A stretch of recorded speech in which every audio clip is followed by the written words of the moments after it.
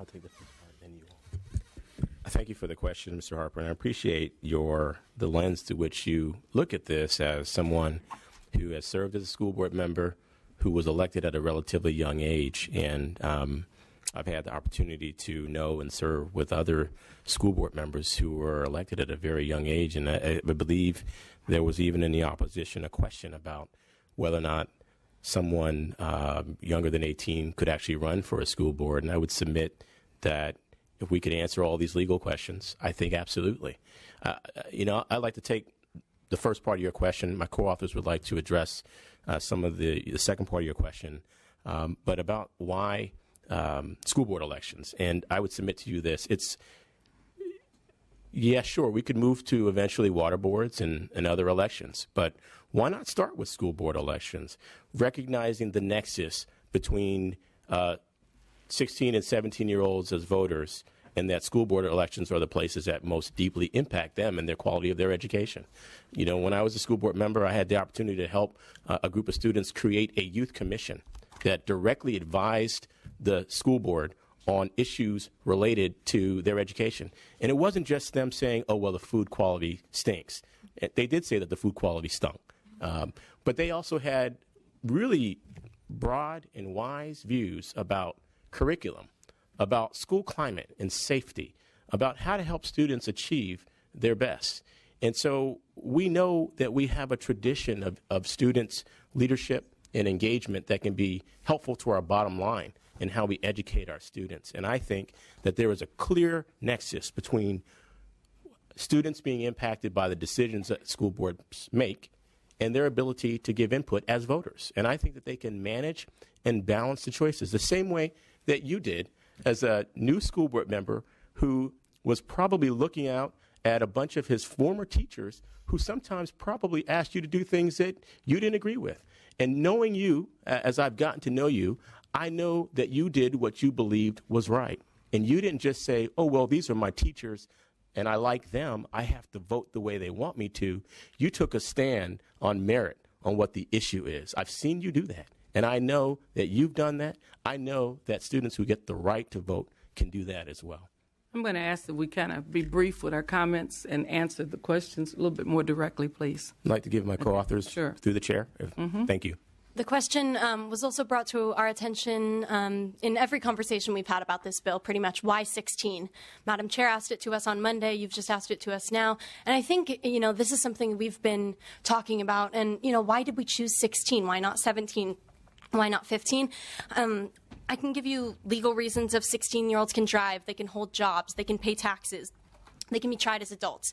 But I think 16, fundamentally, you are entering your last 2 years of high school, you're making decisions about applying to college, applying to jobs afterwards, you're deciding about your future, and you're just, this is when I started thinking critically about my education and the things that I've experienced in Berkeley Unified School District and how they've changed me as a person. So I think that that's why 16. 16 is the year that you have reached a maturity, at least in your education and your understanding of your own personal future, that you can make decisions about the education of your city and your community. Okay, thank you. Yes. As Member Thurman mentioned, we do have a youth commission in our district, in our city, which I sit on under the vice mayor. For us, this is a very important issue because the causes and problems that students face on a day-to-day basis are not always effectively handled by the school board. For example, students have suffered many, many cases of sexual harassment. Over 150 have been presented, and the issue has not yet been dealt with.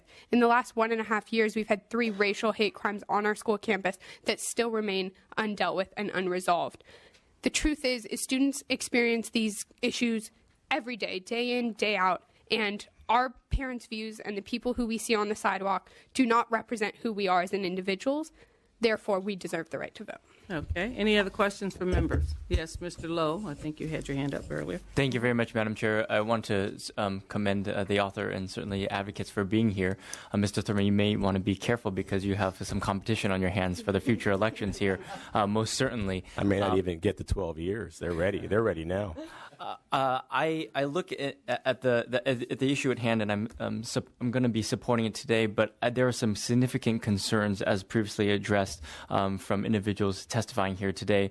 I speak as someone who ran for office when I was 20 years old, and certainly had planned for that earlier on, and served 8 years on the city council.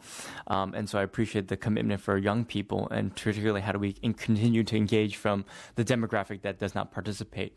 So the legislative intent is well recognized. Having said that, the implementation is challenging. And there are a number of issues that were brought up as it relates to the charter cities and the overlapping jurisdictions of schools.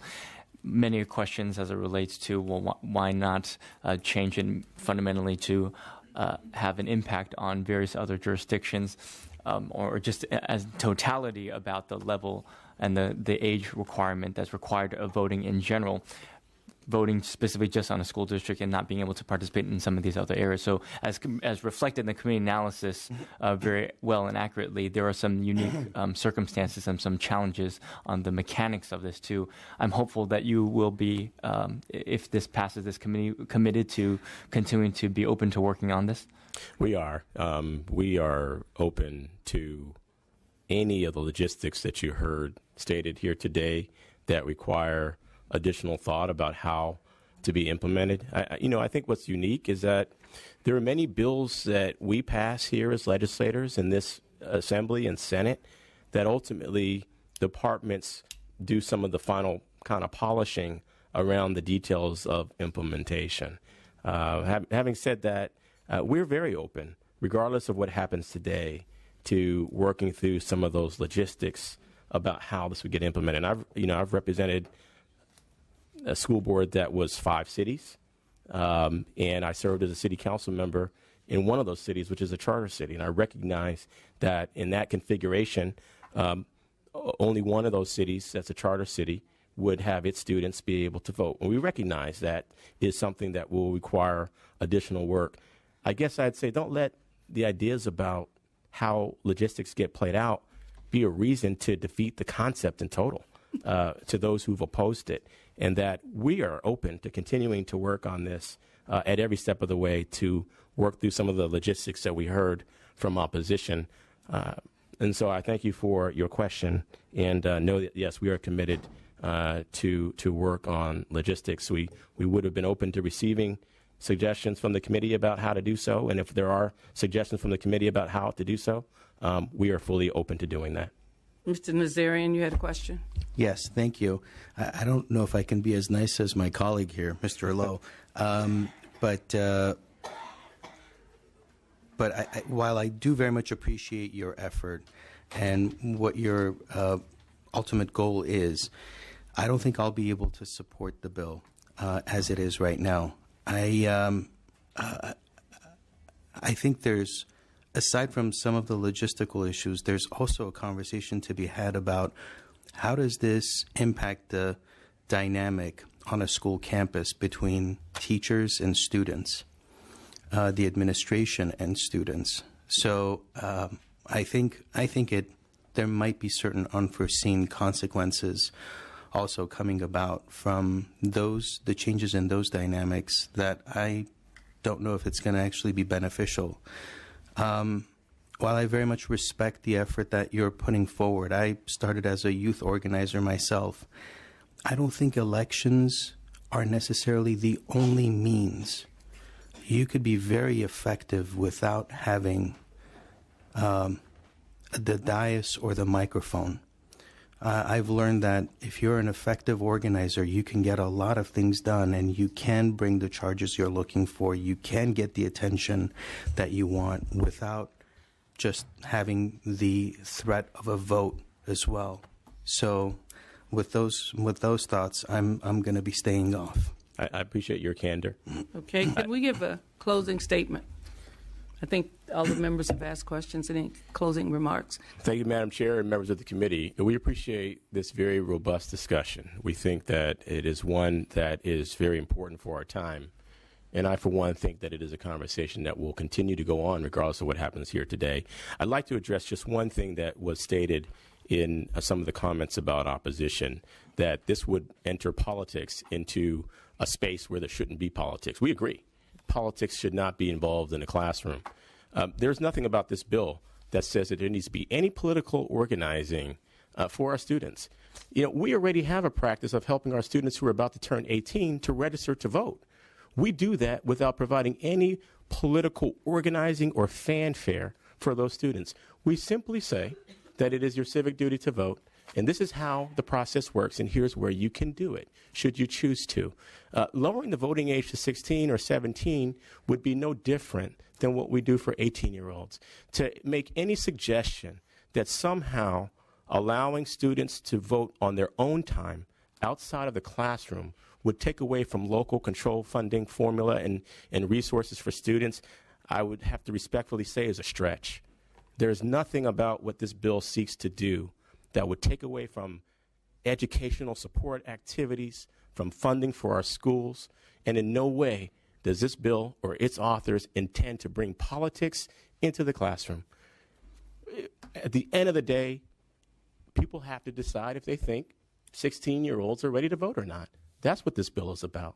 If you vote this bill down today, let that be your judge criteria, not that you think someone's bringing politics into the classroom, not that you think that teachers are going to have some influence over students. Because if those teachers are talking about politics in a campaign way during the classroom, they shouldn't be teaching our students. And this bill does nothing to lend credence to that. Let the conversation continue to talk about whether or not 16-year-olds are ready to vote. We, for one, think that they are. We look forward to the ongoing conversation about it. We appreciate the very rich discussion and debate and even the differences of opinion about this practice at hand. And we respectfully ask for your aye vote. Thank you, Mr. Thurman. Let me say that AB 2517 is a very interesting and bill and worthy of much conversation. And this bill to allow charter cities to permit 16 and 17-year-olds to vote in school district elections if those elections are governed by the city's charter is what the initiative is about. And I truly appreciate the students who've come. I met with you on Monday, and you took the time to come, which is really important in terms of understanding how the process works. I hope you've learned a lot from this process. Whatever happens, you're to be applauded for your interest and involvement and engagement. So you really are to be applauded. I think most of us have youth advisory groups in our various districts, and we value your opinion, so don't ever believe that, as someone pointed out, that the only way you have an opinion is by voting. You have one vote, but you can have multiple ways in which you can influence the decision of so many people, and that you can work to bring change.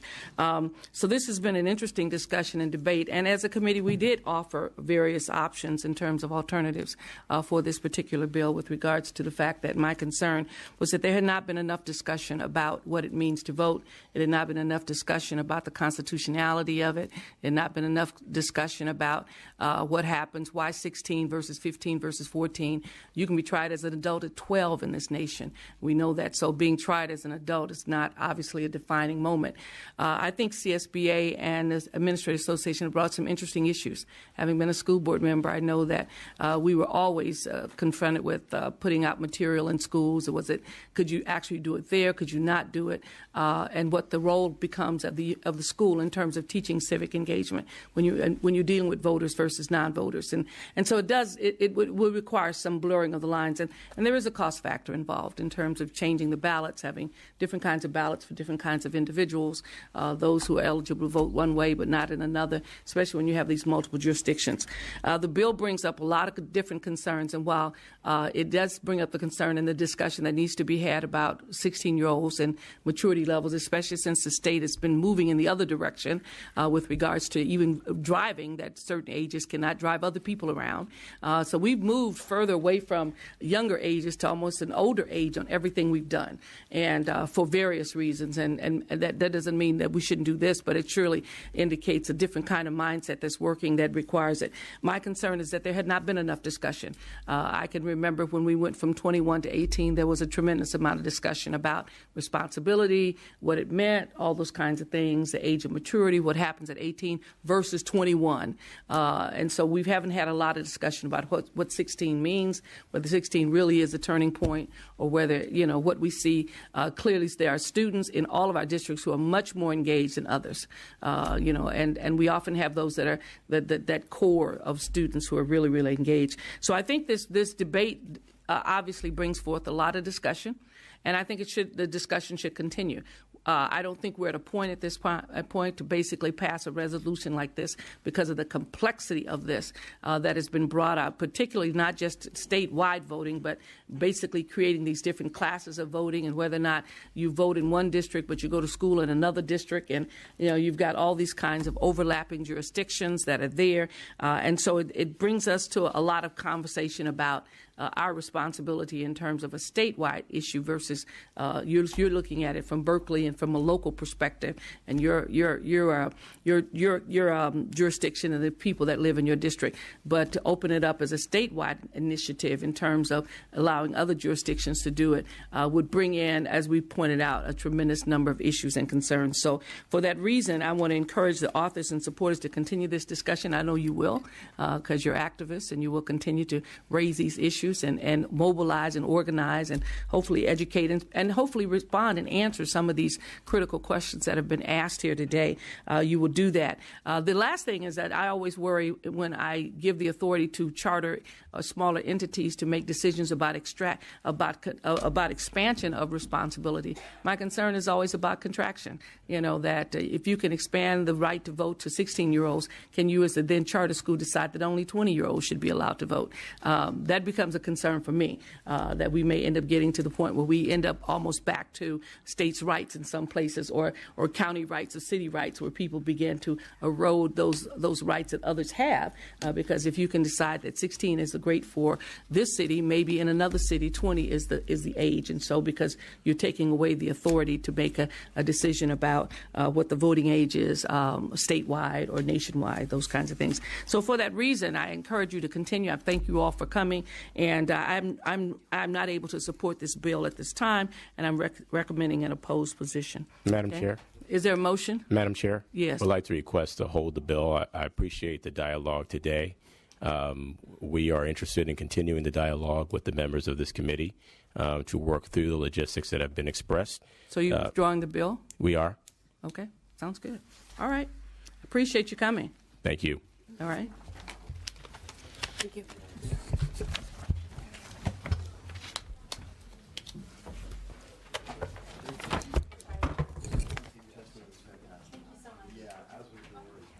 We're now, I think Ms. Gonzalez signed up some while ago. She's back.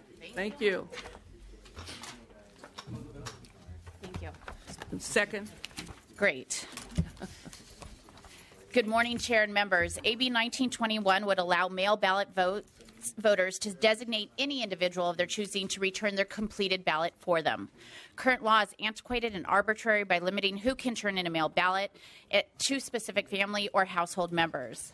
Mail ballots have increasingly become the most popular way of voting in California. According to the Secretary of State's office, in November 2014 general election, over 47% of the registered voters were permanent vote-by-mail voters. However, of the over 9,200,000 mail ballots issued in the election, only about half are returned. Whether it's a senior citizen who forgot to mail their ballot until the last day when a volunteer visited their house, or the busy co-worker who was hoping to take advantage of a friend dropping by the polls later, or a college student who couldn't find a stamp because they don't know anyone who actually sends mail. These are potential voters that our current law may be disenfranchising. States like Texas, Arizona, Oregon, and Colorado all currently allow any person to turn in voters' completed mail ballot. As we continue to work on policies aimed at increasing civic engagement, it's important to remember that even in the population of mail ballot voters, there are still strides to be made in reducing barriers to voting. With me today to speak in support are Jill Levine, the Register of Voters in Sacramento County, and Margaret Jacobson Johnson from the Disability Rights California. Thank you. Yes.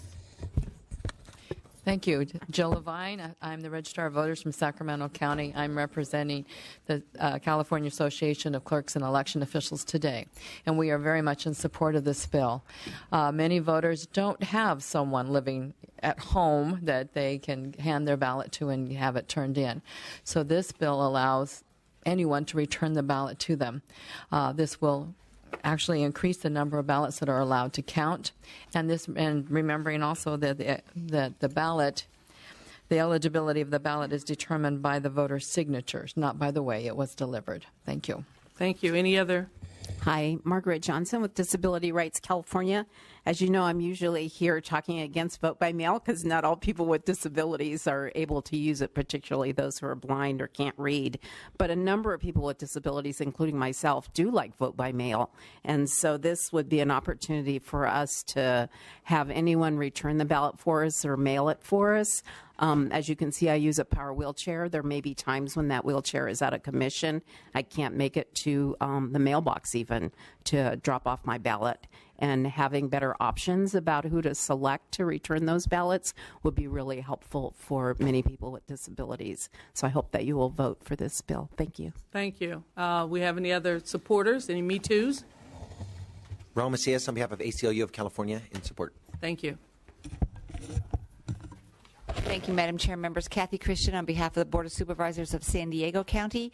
Thank the author for her diligent work on this issue and urge your support. Thank you. Madam Chair and members, Gregory Kramer on behalf of Planned Parenthood affiliates in California in strong support. Thank you. Good morning, Madam Chair and members. Michael Bolden on behalf of the Service Employees International Union in support. Thank you. Thank you, Madam Chair and members. Tristan Brown with the California School Employees Association. We'd also like to thank the member for this wonderful idea and urge your aye vote. Thank you. Thank you. Good morning, Alejandro Cortez on behalf of MALDEF in support. Okay. Anyone in opposition? Yes, Madam Chair, members, good morning. David Wolf with the Howard Jarvis Taxpayers Association in opposition to the bill today. And members, let me just start by saying, obviously, we're not in favor of discouraging or disenfranchising disabled people from being able to vote. Obviously, members, I am disabled, and it was for people like me that the vote-by-mail system was created in the first place. So, I mean, obviously, we agree with that intent. The question becomes, we would argue one of fraud and potential fraud, at least, and undermining the voter system as it's in place today. As it stands right now, members, with the +3 election ballot system that's in place right now, where as long as ballots are postmarked on Election Day, as long as they make it to the registrar 3 days after the election, they count.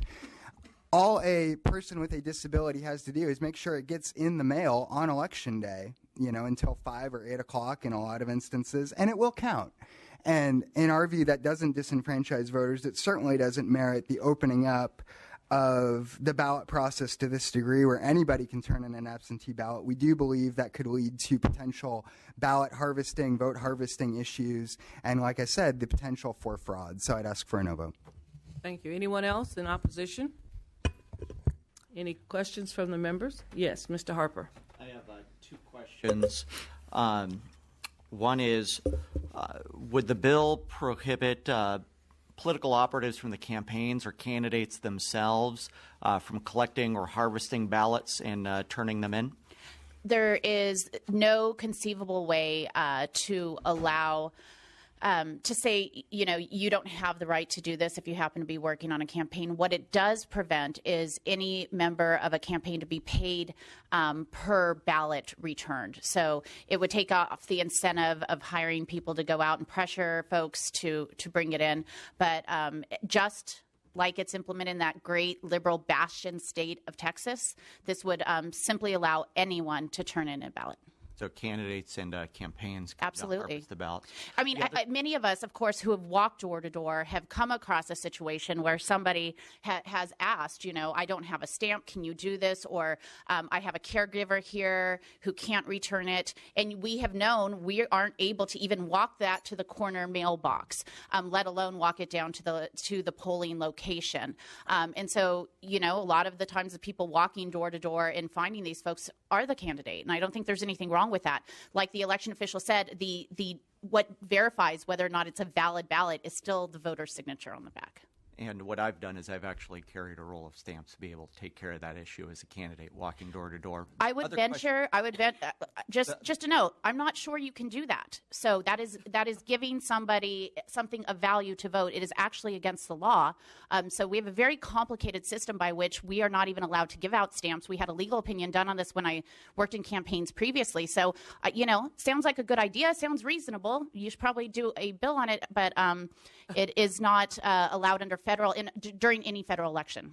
And the other question I have is I heard a lot of union officials speak in favor of the bill. Absolutely. Would this allow union stewards or other union officials to be able to collect or harvest ballots and turn them in? I'm not sure of your term harvest. It sounds like organs. I don't think there's a lot of that going on. This, just like in the states of Arizona and Texas, allows anyone, a pastor of a church, to say, come bring your ballots on a Sunday and we're going to turn them in, a union at a union meeting. There is a reason why this is passed in certain states, because the organizations that are in place to collect a large number of ballots that are institutionally set obviously are in place. Unions, yes, would be allowed to obviously deliver ballots like anyone else. Okay, any other question? Mr. Gordon. Well, just a comment. I am going to support your bill today. The issue of campaigns, collecting ballots or bringing ballots back, is still something I'm not fully settled with. Still struggling with that, but I will vote today to move it forward, and I'll find a time to talk to you about that to help me get more settled. Sure. And Colorado has had this in place, and from 2000 to 2012, they've found one case of vote by mail fraud. So we can look at where this exists already. It obviously is a tool to increase voter engagement. And we did look at the campaign issue, and it just becomes, is it paid members of the campaign? Is it not paid members? Is it, you almost become a kind of free speech problem with trying to define who is a member of a campaign. And so I think it's much clearer that we continue to rely on the voter's signature to ensure that there's not fraud, that is the person voting, and we allow anyone, your neighbor, your union steward, or your pastor, to turn in your vote by mail if you so choose. Okay, any other questions? Okay, we had a motion and a second. This bill permits a vote by mail by voter to be able to return his or her ballot to designate any person to return the ballot is specified. The current limits on who may return a vote by mail ballot for another voter really are unenforceable. I mean, most of the time we don't know who turned the ballot in, who put it in the mailbox, those kinds of things. The only way we have knowing anything about fraud is through signatures, much more than anything else. As a result of that, this bill simply allows a voter to designate any trusted person to return his or her ballot if the voter is unable to do so by themselves, and basically to facilitate voter participation. For that reason, I'm recommending a support position for this particular bill, and obviously you will continue the conversation concerning unions and making Mr. Gordon a little bit more comfortable. But I'm recommending a support position for AB 1921. Could you call the roll? The motion is to pass. Weber? Aye. Weber, aye. Harper? No. Harper, no. Travis Allen? No. Travis Allen, no. Gordon? Aye. Gordon, aye. Lowe? Aye. Lowe, aye. Mullen? Nazarian, we have ayes 3. Okay, that bill is on call. Thank you very much for coming. I think our next person is Mr. Gray.